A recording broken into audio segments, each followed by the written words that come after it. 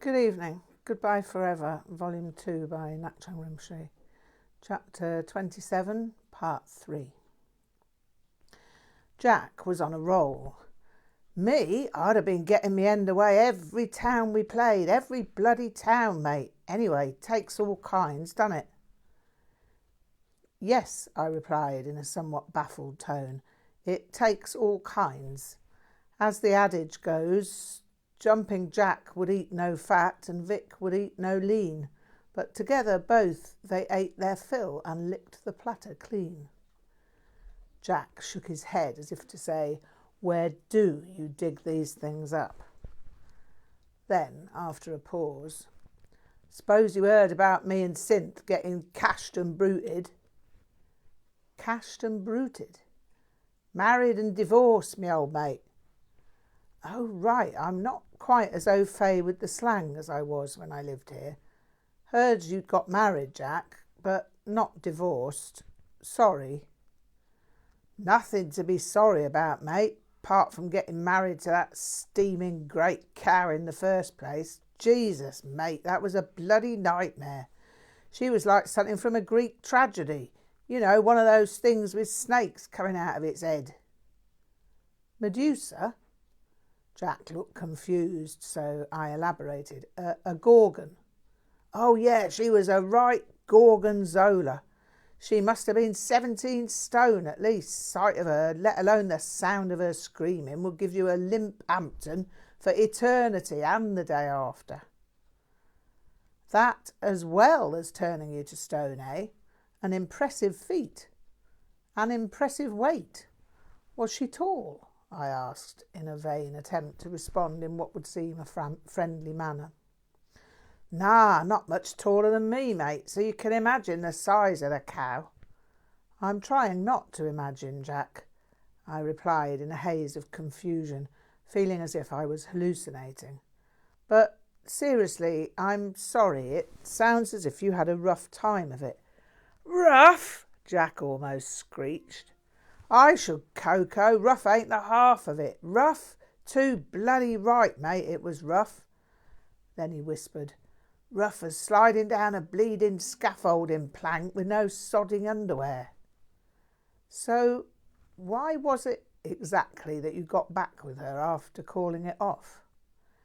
Yeah, I know, but listen, when Ron and Steve died, well, you know how it was. I mean, Jack shook his head, indicating that getting back with Cynthia was just too painful to explain. Anyway, I'm more or less out of my parents' life now. Don't see him now. In fact, I keep away from them completely, and that's how they want it too. But back then it was like bloody prison. They had me by the short and curlies. So I just gave in, you know. I know I shouldn't have given in, but, well, it's what happened. No use crying over spilt milk, innit? I nodded sympathetically. So anyhow, once we were married, it got even worse, if you can believe that. We had to play bloody bridge with her pox-ridden parents and mine. We had to talk about the weather, politics and a sodding stock market. I had to hear about how wonderful the toss-bag Tory party was all the time. Wankers. I mean, struth, I like money as much as the next fella, but talking about investment shares for ours, I mean, do what you do to get it, then spend it and forget it. Good policy, I added, just for the sake of saying something supportive. Yeah, exactly, and I was expected to have comments on bloody banking when, far as I'm concerned, it's just a sodding job. It pays the money that gets the decent car. End of bloody story. It was bad enough working there all day long without having to talk about it all evening. There was no escape from the bank. Can you imagine it? I mean, can you imagine it? Playing cards with your boss and being expected to discuss the Financial Times? I shook my head in dismay. The full horror was not lost on me. Blimey, Jack, that sounds like something out of the Stepford Wives. Jack shook his head to indicate incomprehension. Oh, right, the Stepford Wives. It's a story about small-town America. a place called Stepford, where they turn all their wives into robots who would probably be quite like Cynthia, apart from being irredeemably pleasant and submissive.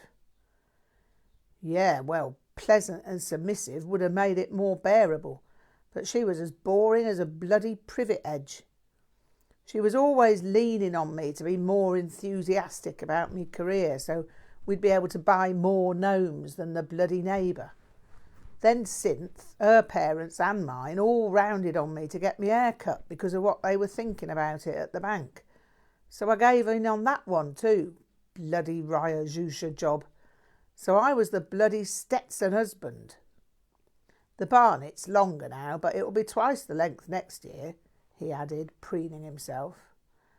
It was a lot bloody shorter when I was still at the bank. Looked like a blinking thrupney. I thought Jack's hair was a distinct improvement on the mullet he used to have, but made no comment. I like those mutton chop sideburns. They suit you really well.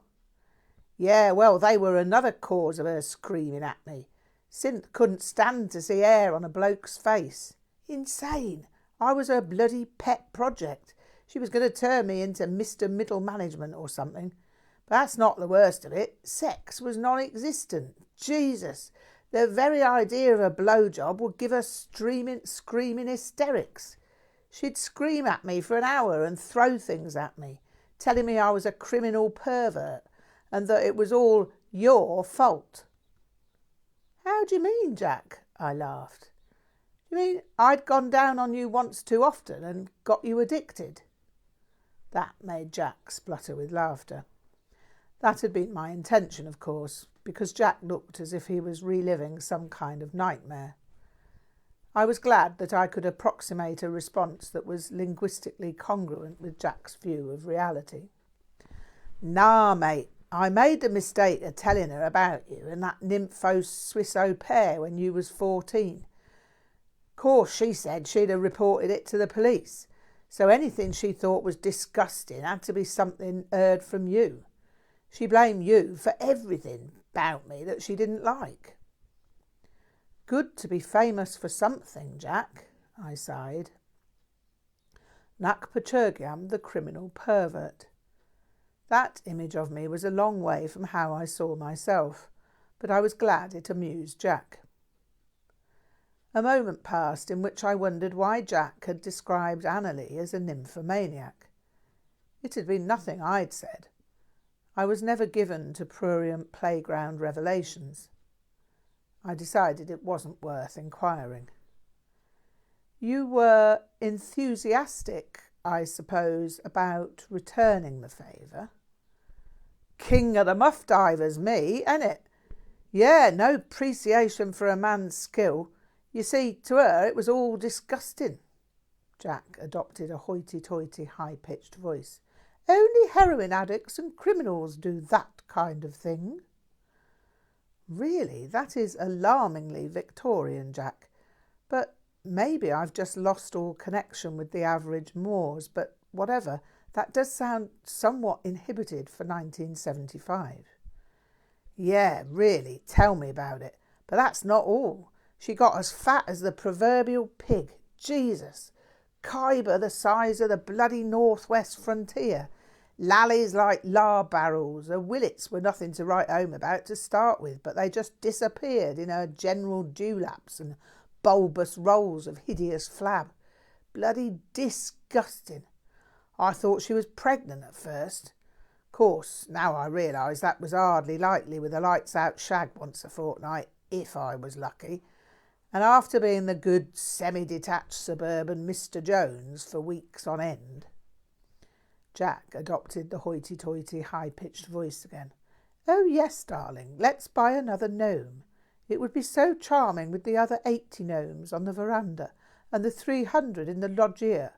They look so gorgeous with their fuchsia smocks and violet hats. We could have a few more on the trellis, couldn't we? I winced at the description.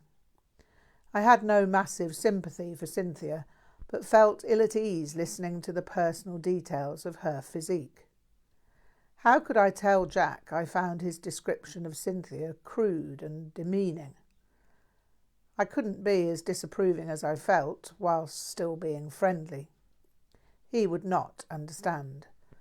So I kept my disapproval to myself.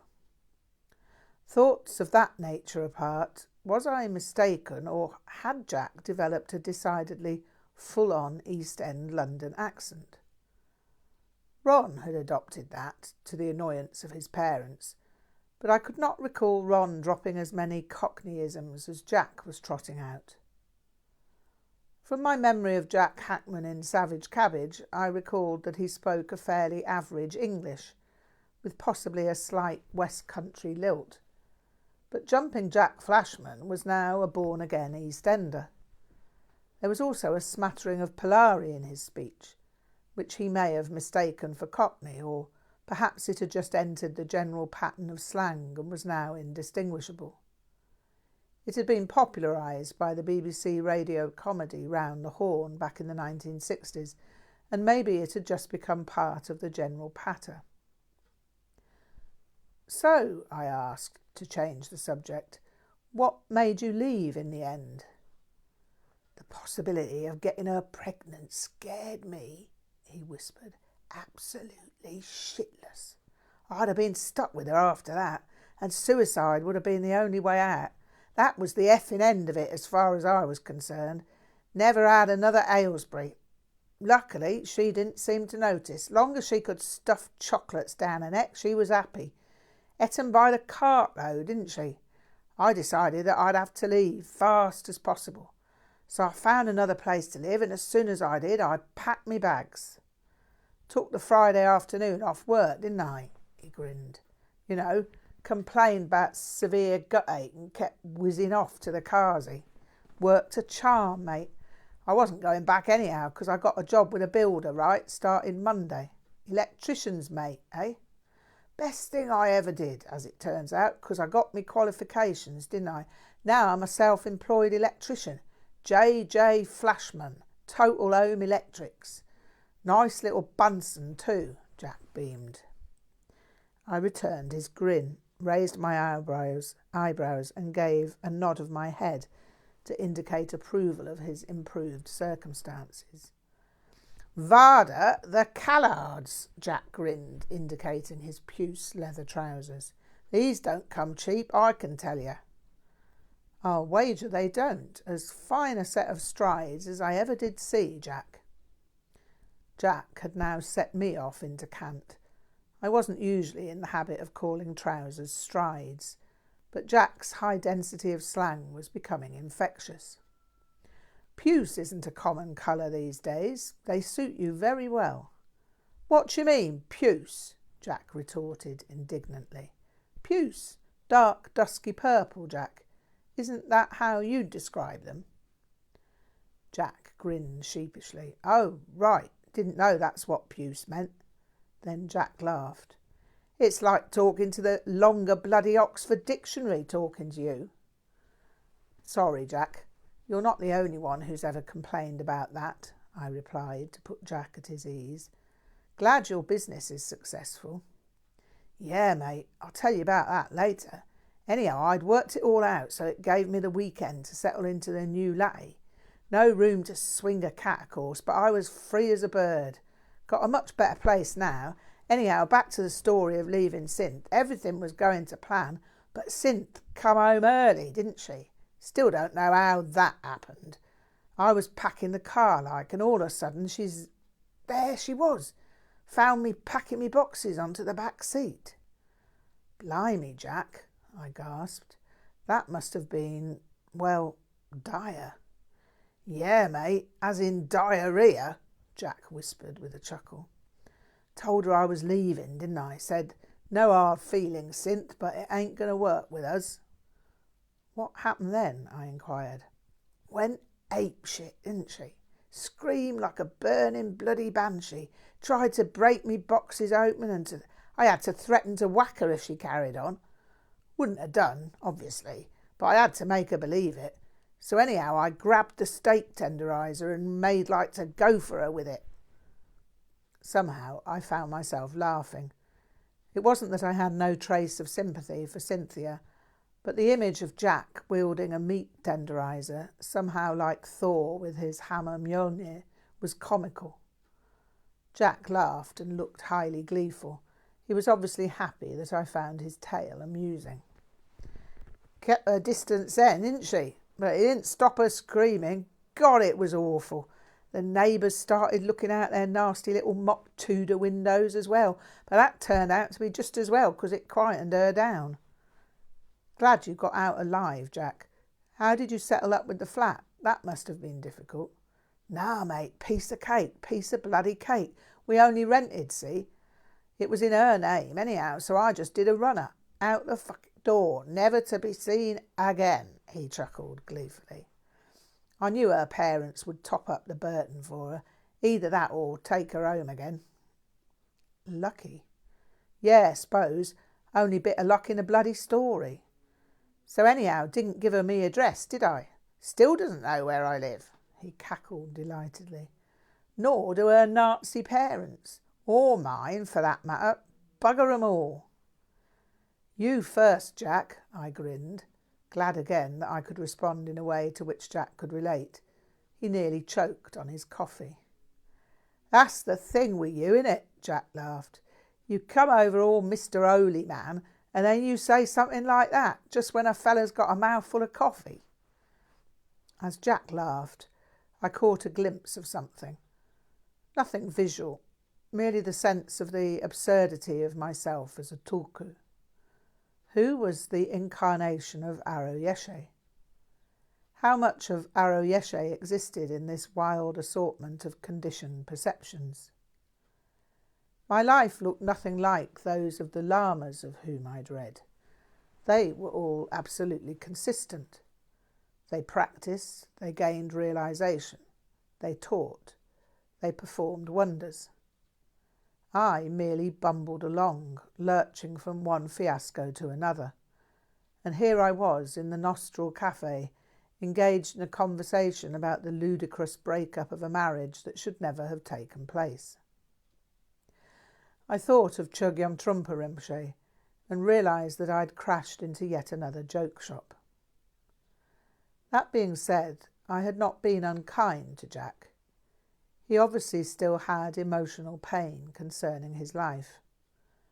I tried to enter his world as much as I could to be supportive to him. I'd done my best, as far as my best would stretch. I remembered the words of Düd'jom Rinpoche. With each life circumstance, whatever is enacted, stare directly into the enactment with all the senses.